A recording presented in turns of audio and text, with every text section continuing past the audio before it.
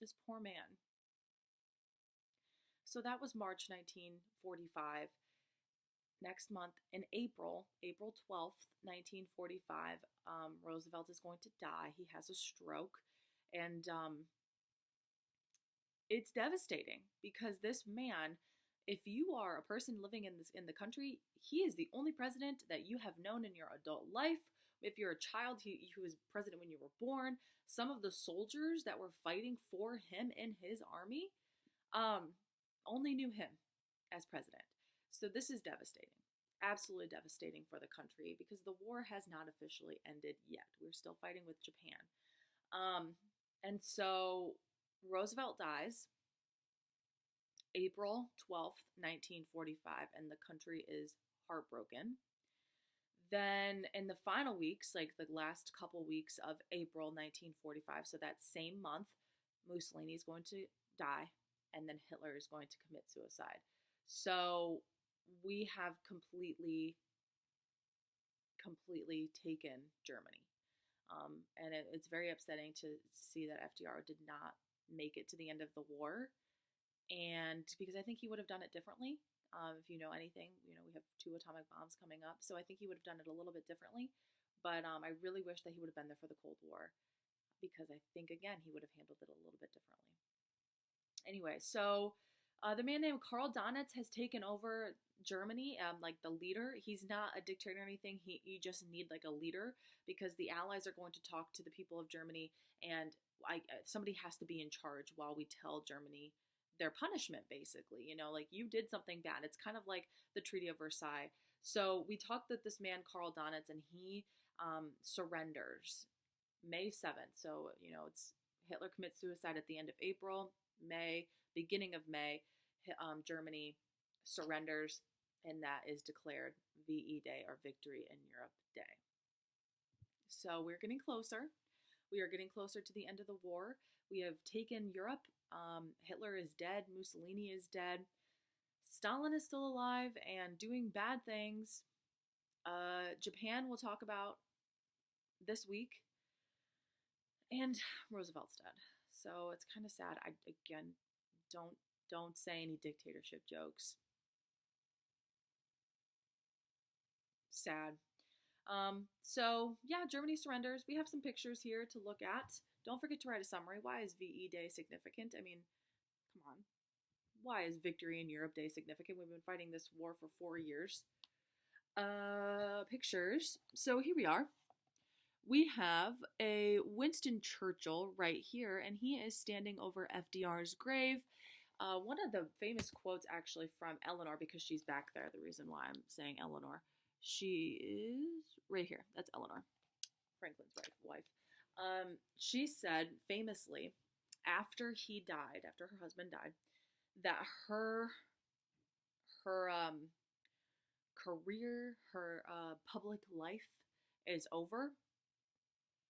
The woman was a brilliant woman, and just her being in the public eye in government, people would not accept her leaving. So she actually is going to play a key role in the United Nations, which we'll talk about at the end of the unit. But Eleanor Roosevelt is going to be a huge person to fight for women's rights and human rights, like for the world and how to treat people. So she's gonna still stay in government. So as she says, like, oh well, Franklin's dead. Maybe I'll go home and spend time with my family. The world is like, no, we need you. So she comes back and she works for the United Nations. She's great. She's awesome. So we have Churchill and Eleanor standing over his grave. This is his grave. This is when I visited his home in Hyde Park, New York. It was absolutely beautiful. He requested to be buried there. Look at all those flowers, and it's so beautiful. The day it was the blue skies. I mean, I cannot express how pretty this was. His house is right along the Hudson River, surrounded by trees, which he had built during the New Deal to provide people with jobs. Absolutely beautiful. I wish I could take you all so badly. This picture right here is, you might have seen it before. A sailor looks like, in his excitement, everybody is celebrating in the streets because the war is over, kissing I think she's a nurse. I think they've talked before. I'm pretty sure news outlets were like, let's find these people, but I can't remember their story.